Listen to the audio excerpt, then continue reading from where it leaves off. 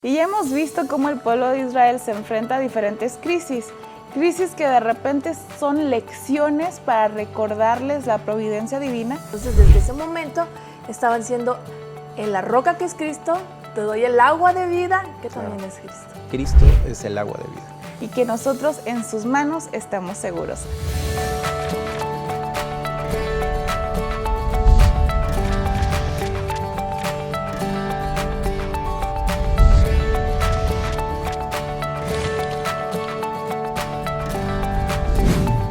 Bienvenido a un estudio más de la Biblia aquí en la Escuela Sabática Universitaria. El día de hoy el tema es el pan y agua de vida. Y tengo una pregunta para ustedes que quiero que contesten ahí en los comentarios. ¿Qué pruebas y luchas has traído sobre ti mismo? Y mis compañeros aquí en el estudio también van a iniciar este diálogo respondiendo a esa pregunta. Mi nombre es Oscar Díaz y algo que he traído a mi vida es precisamente más responsabilidades. Acepté ser profesor de universidad sin saber todo lo que involucraba, pero gracias a Dios, aquí estamos.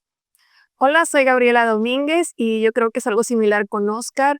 Ser tutora no es algo fácil, es algo con lo que tengo que luchar siempre para ser mejor y ser un buen ejemplo para mis tutoriados. Hola, mi nombre es Fernando Martínez y creo que también es aceptar proyectos que no precisamente estaban contemplados y eso también trae mucho estrés, pero mucha satisfacción también. Hola, yo soy Elisa Mena y es un gusto estar con ustedes. Y pues ser mamá también es algo que uno toma la decisión, a veces no, pero pues que ha sido una gran responsabilidad con muchos retos, pero vaya, han sido muy satisfactorios hasta la fecha. Y qué gusto estar con ustedes aquí en esta nueva edición de la Escuela Sabática Universitaria. Para iniciar y comenzar el contexto, vamos a iniciar con el versículo de esta semana y después con una oración. Bueno, el versículo se encuentra en Éxodo 16, 28 al 30, que dice así. Y Jehová dijo a Moisés, ¿hasta cuándo no querréis guardar mis mandamientos y mis leyes? Mirad que Jehová os dio el sábado y por eso os da en el sexto día pan para 2 días. Estése pues cada uno en su estancia y nadie salga de su lugar en el séptimo día. Así el pueblo reposó el séptimo día. Vamos a hacer una oración. Querido Dios y Padre, gracias porque nos has traído a este lugar. Vamos a abrir tu palabra, vamos a conocerte un poco más. Ilumina nuestra mente y habla a nuestro corazón. En el nombre de Jesús, amén. Amén. Pues bueno, acababan de salir de Egipto. Habían pasado 3 días. Habían visto un triunfo glorioso, como sus enemigos habían sido destruidos frente a sus ojos y estaban en el desierto de Shur. Y algo pasó. Fernando, cuéntanos qué pasó a 3 días de Pues la no sé victoria. cuánto tiempo han pasado ustedes sin tomar agua, ya es lo máximo. Yo creo que yo nunca he pasado más de un día sin Un tomar. día por un estudio. Un día por un estudio, bueno, y es difícil, ¿no? Ahora imagínense estar en el desierto. Hasta ahí todo válido, ¿no? Llegaron a las aguas amargas de Mara, ¿no? Que por eso es que tomó ese nombre, ese pequeño lago o estanque, donde intentaron tomar agua. Lo que pasó aquí fue que, a pesar de que ya habían visto al Mar Rojo abrirse, la columna de fuego, las plagas de Egipto, celebrado la Pascua, tener todo para no dudar de Dios, otra vez, vuelven a reclamarle a Moisés de que el agua era imbebible porque Estaba amarga. estaba amarga, ¿no? Entonces, ¿qué pasa aquí? Menciona que entonces a Moisés se le abren los ojos, porque también esa expresión es curiosa, ¿no? Muchas veces, no sé si a ustedes les ha pasado, cuando tú te involucras en ciertos temas, comienzas a ver, por ejemplo, cuando yo comencé a tocar la guitarra, yo no prestaba atención cuántas personas llevaban de repente una guitarra, pero cuando yo empecé a tomar clases de guitarra, de repente veía que todo el mundo llevaba una guitarra a hombros, ¿no? Entonces, es algo que tú comienzas a notar cuando tú estás en ese mundo. Cuando compras un auto, empiezas a ver que todos traen el auto que tú traes, todo el mundo lo tiene, es en diferente color, o estás viendo un carro que quieres comprar y dices, ay, va la camioneta que quiero, ¿no? O algo así, ¿no? Entonces, ¿qué pasa en ese momento? A Moisés se le abren los ojos y ve el árbol que a lo mejor no había notado, no sabía. Y entonces le pide al pueblo que lo arrojen sobre las aguas. Y otra vez, ¿qué pasa con esto? Que involucra al pueblo con una acción, como siempre. O sea, así como nos hizo pintar las puertas con la sangre, los involucra para que ellos de cierta manera tengan fe y entonces la demuestren con la acción y entonces al caer este árbol en las aguas se hicieron dulces. ¿Será que Dios no podía simplemente decirle a Moisés, Moisés, extiende tu brazo una vez más y que el agua la puedan beber? ¿Por qué tuvo Dios que pedirles que tumbaran el árbol? O simplemente que llegaran al lugar y que estuviera dulce. Ya estuviera dulce. ¿Para qué Exactamente. pasar por eso? ¿Por qué pasar por eso? Fíjense que en Patriarcas y Profetas 2:94 dice, por la escritora Elena G. de White, dice, no habían aprendido aún a confiar en la dirección divina y tan pronto llegaron las pruebas, comenzaron a murmurar. Y es que parecía que se les borraba el cassette a cada rato, ¿no? O sea, acababan de ver un gran milagro, que fue enorme, y ya otra vez, nada. O tal vez se decían, es que lo merecemos todo, ya no salió, ¿por qué estamos sufriendo por el agua? Y todavía lo que les falta, ¿no? No, y solo habían pasado 3 días. 3 días de haber visto la columna de fuego, la nube, el mar abrirse, solo 3 benditos días. Entonces, imagínense a nosotros que de pronto estamos ante una situación y tenemos que aprender a confiar, ¿no? Entonces, se resuelve un problema, porque Dios así es. 2, 3 días después, otra vez, baja nuestra fe, baja. Porque somos seres emocionales, ese es el problema. Sí, o sea, viene algo y oramos con fe. Y estamos orando y hasta ponemos a orar a todos y hacemos ayuno y oración. Pasa el problema, se resuelve y ya dejamos de orar. Ya no hay ese momento de emoción con Dios. Ya se acaba el fervor. Entonces, eso mismo le pasó al pueblo de Israel. Pero Dios siempre tiene un plan. Siempre tiene un plan. Entonces, no le era posible a Dios definitivamente el tener esas aguas bebibles, pero necesitaba que ellos aprendieran a confiar en Él. Y también lo que comentabas, involucrarlos a ellos para que se sintieran parte de este milagro, ¿no? Y ya que está respondiendo, doctor Oscar, vemos este patrón nuevamente. ¿Con qué suceso vemos otra vez el patrón de, como dijo Gaby, de que se les borró el cassette que hacía un poquito, había cambiado el agua de amarga a dulce? Después, ¿qué vino en esta historia del pueblo de Israel? Pues ahora ya no fue la cuestión de beber, ya no fue la sed, ahora fue el hambre. Porque pues Primero te da sed. primero te da sed Claro. antes que te dé hambre. Entonces, ya con hambre, de nuevo otra vez empiezan a murmurar, empiezan a hablar en contra de Moisés, en contra de Aarón, de los líderes del pueblo, a decirle, oye, pues estamos mejor allá teníamos todo, allá comíamos, allá nos llenábamos el estómago y aquí no tenemos nada. Entonces, este patrón lo resume la lección como paso número 1, se olvidaban. Paso número 2, venía Dios y resolvía. Paso número 3, volvían a olvidarse y sus problemas los volvían a cegar. Entonces, esta ceguera de la que platicamos en la lección anterior, resulta que se vuelve a presentar otra vez y ahora tenemos hambre. Y entonces comienza el maná. Pero antes de esto y antes de seguir reflexionando sobre lo que ha sucedido con el pueblo de Israel día con día, tenemos una pregunta que va a contestar la comunidad. ¿Qué lección crees que podemos aprender de la experiencia del pueblo de Israel en el desierto?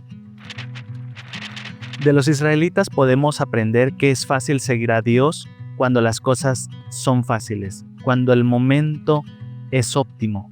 Sin embargo, cuando las situaciones se vuelven adversas, cuando la vida se vuelve complicada, tendemos a reclamar, tendemos a decir, ¿por qué a mí? ¿Por qué Dios? El pueblo de Israel, por su necedad, estuvo dando vueltas 40 años en el desierto sin necesidad de haberlo hecho. Así que debemos de aprender eso, no debemos de ser necios, tenemos que seguir las pruebas, las enseñanzas que la Biblia nos da. Así que sigamos adelante. Las lecciones son muchas, definitivamente. Hablar de la confianza es lo más común, pero a mí me gusta pensar diferente y es qué experiencias vivieron ellos. Imaginar en la noche la columna de fuego, en el día la columna que los cubría, la nube que los cubría. Esas son experiencias que solo ellos vivieron y me parece más chévere pensar en eso. Gracias por sus respuestas y queremos seguirlos leyendo. Pero aquí estamos discutiendo un tema muy interesante sobre cómo el pueblo de Israel se quejaba y veía la provisión de Dios. Veía la provisión de Dios y se volvía a quejar. Y en este caso ya vimos que hizo provisión para el agua, pero se comenzaron a quejar sobre la comida, como mencionó el doctor Oscar. Y pasó algo extraordinario, algo que creo que nosotros no hemos tenido ni por aquí el privilegio de imaginar o ver. Vino algo del cielo. ¿Y qué fue? En esta ocasión aparece el maná, que eran unas pequeñas, dice que como del tamaño de una semilla de cilantro. Yo nada más me he comido el cilantro, yo la semilla no la conozco, supongo que ha de ser chiquitita, pero estaba dulce como la miel, entonces quedaba regado como el rocío en todo el territorio del pueblo de Israel. O sea, siempre he visto desde pequeño cómo nos han contado que el maná, ¿no? Y cómo cómo descendía desde el cielo. Y O lluvia. no me puedo imaginar cómo es que despertabas, salías y ya había comida ahí. O sea, ni siquiera se tenían que esforzar por eso. Entonces, me encantaría probarlo, porque dice que era dulce como la miel, y yo he probado la miel, pero no me lo puedo imaginar a qué sabía el maná, y les dio incluso una medida precisa, ¿no? Sí. Tenían que recoger solamente lo que ellos pudieran comer. Correcto. Incluso si guardaban para el día siguiente, estaba echado a perder, porque excepto cuando recogían los viernes, porque ahí sí se preservaba para el día Sin sábado, problema, ¿no? Entonces, qué maravilla, porque no se echaban a perder nada más porque sí, se echaban a perder porque era una orden de Dios, ¿no? Era un proceso de educación hacia el pueblo que quizás ya se había olvidado de la santidad del sábado. Pero también, Elisa, si tú recogías de más, también estaban probando su falta de fe. Y si mañana no cae, Es ¿sí? correcto. Entonces esto era fomentar su fe diario. Y era diario, hoy va a caer el pan, hoy vamos a tener que comer. No voy a guardar para mañana, porque mañana Dios proveerá. Y como bien dijo Oscar, pero el viernes, desde ese momento ya estaba implementando el día de reposo, recordándoles el día de reposo, porque lo sabemos desde el Edén, La creación. desde la creación, y entonces tenían que guardar el viernes, ahora sí, 2 veces. ¿Y cómo es que no se echaba a perder? ¿Por qué lo decía? El comentario bíblico adventista dice, el ciclo semanal de provisión reforzaba, como mencionabas, la santidad del sábado como institución divina anterior al Sinaí. Y por otro lado, también el maná fue enviado para alimentar a su pueblo, para enseñarles lecciones de fe y dependencia constante. Esto está en el libro de la educación. ¿Cómo podemos nosotros depender diariamente? Fíjate que me llama mucho la atención cómo de nuevo vuelve a aparecer esta imagen en la Biblia de tentaciones a base del alimento. O Sí. sea, desde el inicio, cuando se aparece Satanás, Es tan relevante, ¿no? tienta a la mujer con alimento. Y luego con Esaú, que también se despojó y menospreció su primogenitura, Comida. vendiéndolo por la comida. Y cuando Satanás se le aparece a Jesús, de nuevo le vuelve a decir, este tiene hambre, entonces convierte estas piedras en pan. Fíjense qué tan importante es que muchas de las malas decisiones vienen por el comer, vienen por el alimento. De hecho, Elena de White dice en Consejos sobre el Régimen Alimenticio que ninguna persona que no pueda manejar su apetito es considerado como líder ante el pueblo de Dios. Entonces, si nosotros no aprendemos a manipular nuestros antojos, nuestras necesidades, porque en este caso estamos hablando del hambre, pero cuando ponemos en primer lugar nuestras propias necesidades antes de las indicaciones y las necesidades de Dios, entonces vamos a tener problemas. Así es. Y Gaby, el pueblo de Israel estaba en el desierto. Estaba en el desierto y entonces por lo consiguiente necesitaba mucha agua.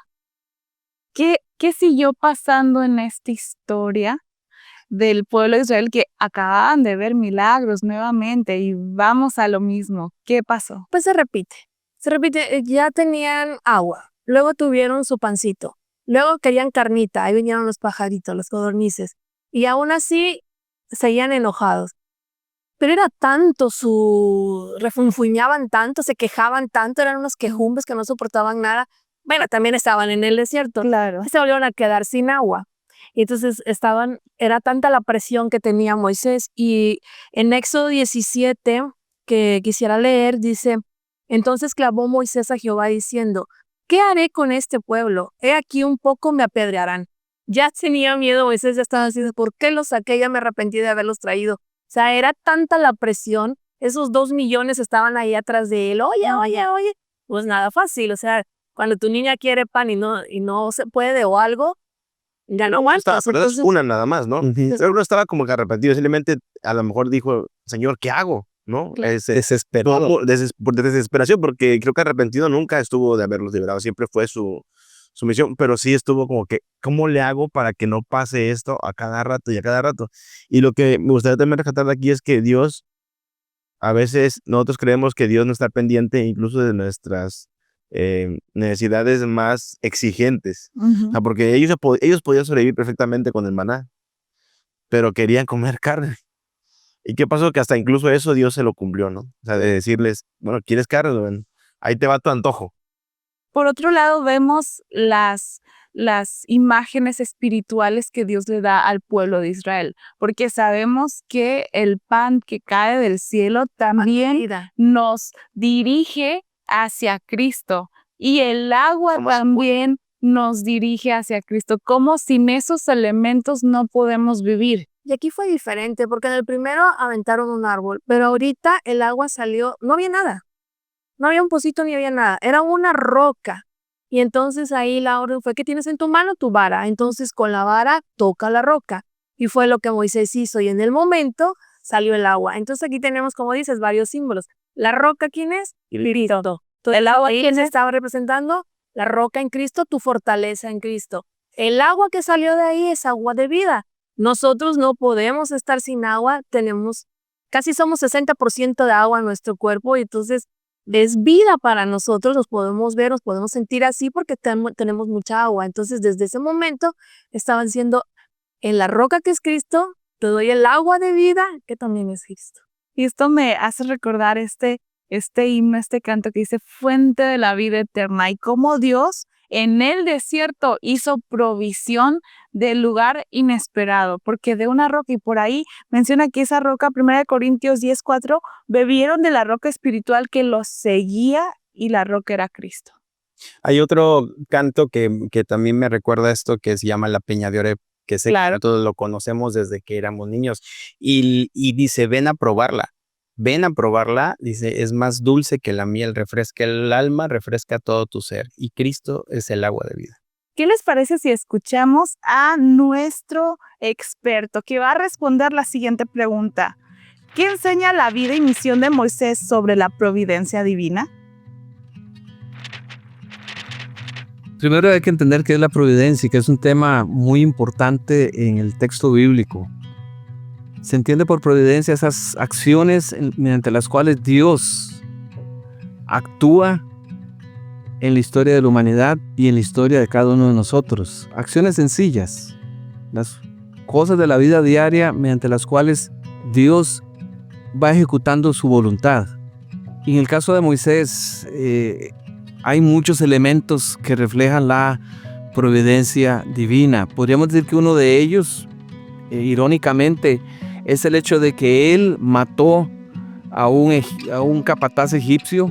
Fue un error de Moisés, él pensó que lo puede realizar por sí mismo, pero el hecho de que él huyó al desierto fue el medio en que Dios usó, tomando el error de Moisés, para prepararlo a él para ser un líder. Lo puso al liderazgo de las ovejas, lo puso en 40 años de prueba de preparación y eso lo capacitó más tarde a Moisés como el gran líder que llegó a ser no solo de Israel, sino en la historia de la humanidad. Entonces, esos detalles en los cuales Dios usa elementos sencillos, circunstancias de la vida, reflejan que Dios está actuando. Y la vida de Moisés tiene muchos otros ejemplos en los cuales Dios usó circunstancias para hacer su voluntad, aunque a veces de manera misteriosa, pero Dios está allí actuando también de manera misteriosa en nuestras vidas. Seguimos el estudio de esta lección, la número 7, y ya hemos visto cómo el pueblo de Israel se enfrenta a diferentes crisis que de repente son lecciones para recordarles la providencia divina y que también son enseñanzas a nosotros de ver cómo Cristo estuvo presente con ellos a través de esa travesía en el desierto. Y resulta que llegamos a un punto en la historia donde era ya mucho trabajo. Mencionó aquí Fernando hace unos minutos sobre la responsabilidad que tenía Moisés encima, ¿no? Y cómo venían a quejarse. Y pues un pueblo de 2 millones es ser el alcalde, digamos, de una ciudad grande, no es cualquier cosa. Así que llegó una visita importante. Aparte de Séfora y los 2 hijos de Moisés, llegó alguien que vino a cambiar el rumbo de la historia. Sí, vino Jethro Reuel, que era su suegro, y lo que me llama la atención es cómo, porque yo me imagino así a Moisés contando su historia. No, y es que fíjate que esto y lo otro, y hicimos, pasamos, Dios me habló, y yo creo que nada más Jethro se le quedaba bien, y se le Se caía. quejaban. Ajá, y luego se quejaron, y luego tuve que pegarle, tuve el agua. Ah, sí, claro. Entonces lo vio, yo creo, algo ha de haber visto en el rostro de Moisés que dijo, este se me va a infartar. O sea, pronto se va a infartar porque número uno ya era un señor de 80 años. Sí. ¿No? O sea, ya tenía 80 años, ya era una persona grande, probablemente ya tenía alguna cardiopatía, ya tenía algún problema por ahí.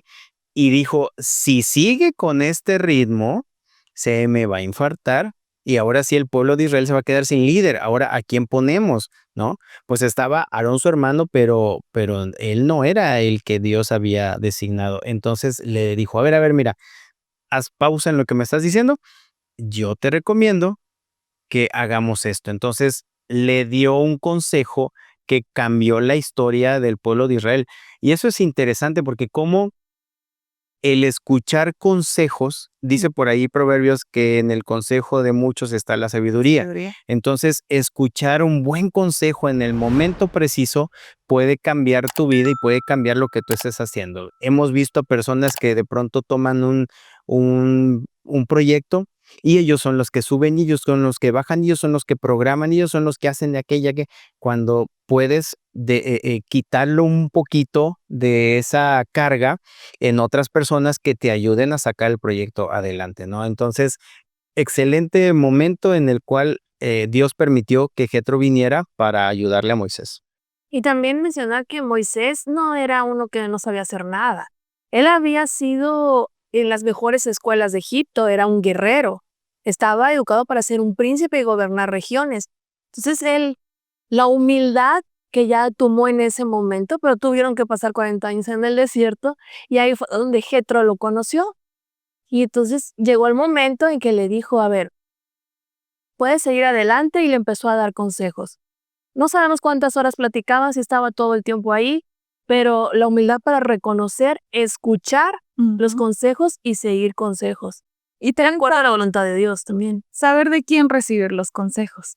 Porque fíjense que en Patriarcas y Profetas dice, Jethro escuchó el relato con profundo interés. O sea, hubo una escucha activa por parte de Jethro y se regocijó de lo que Dios había hecho. Alabó a Dios y ofreció sacrificios de gratitud.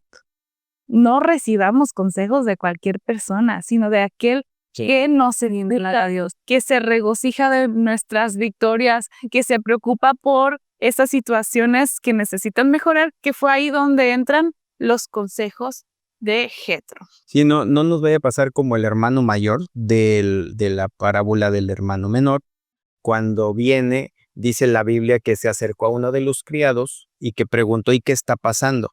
Porque si era su casa, si él sabía con quién ir, podía ir incluso con el papá, pero comenzó a preguntar al que estaba ahí a otra persona, y esta persona le empezó a decir las cosas de tal manera que lo fueron enojando. Está interesante esa parte de la historia, la parte de la historia del hermano mayor. De la indignación. De la indignación. Entonces, mucho cuidado a quien escuchamos. A veces esos supuestos consejos o supuestas ayudas no vienen de las personas que tienen las mejores intenciones. A ver, Sí. Fernando, ¿me puedes buscar Éxodo 18:21? Y bueno, en lo que busca Fernando, otra de las cosas fue que el testimonio de Moisés también tocó el corazón de Jetro. Y Éxodo 18 menciona que Jetro dice, ahora conozco que Jehová es más grande que todos los dioses. Como nuestro testimonio es clave también para ir tocando corazones, y también fue un enriquecimiento mutuo, tanto de Moisés para Jetro como Jetro para Moisés. Fueron las instrucciones que le dio Jetro. Además, escoge tú de entre todo el pueblo varones de virtud, temerosos de Dios, varones de verdad que aborrezcan la avaricia, y ponlos sobre el pueblo por jefes de millares, de centenas, de 50 y de 10. Y aquí están los consejos, pero ¿qué características escucharon que deberían de tener estos varones? Hombre de virtud. Exacto. De virtud, ¿qué más? Que aborrezca la de Dios. avaricia. Que aborrezcan la avaricia, temerosos de Dios De Dios, de verdad. y hombres de verdad. Estas características que garantizaran que la visión que Dios tenía para el pueblo Se y cumplieran, ¿no? se cumpliera. Y que me imagino que si esto lo dijo fue porque Jetro vio esas mismas características en Moisés. Muy claro. Y entonces, para que continuara el legado, pues siguiera estas instrucciones. Y pues ya sabemos que se organizó el pueblo de Israel. La carga sobre Moisés disminuyó, lo que hacía que pudieran organizarse mejor. Y algo que quiero resaltar es la humildad. ¿Qué necesita uno para poder reconocer que necesitas ayuda? ¿Han tenido ustedes alguna situación en la que les toca aceptar que necesitan ayuda? Yo creo que sí, y creo que todos hemos pasado por la misma situación de tener que hacer un alto y decir, ¿sabes qué? Échame la mano. Échame la mano, y a veces incluso buscar ayuda profesional. Porque aparte en la misma situación como que te ciega. Entonces alguien que está hacia afuera puede observar todo Desde fuera, ¿no? desde fuera. Y para ya ir cerrando, quiero decirles que Dios siempre hizo provisión del pan y el agua, y que Jesús es nuestro pan y agua de vida.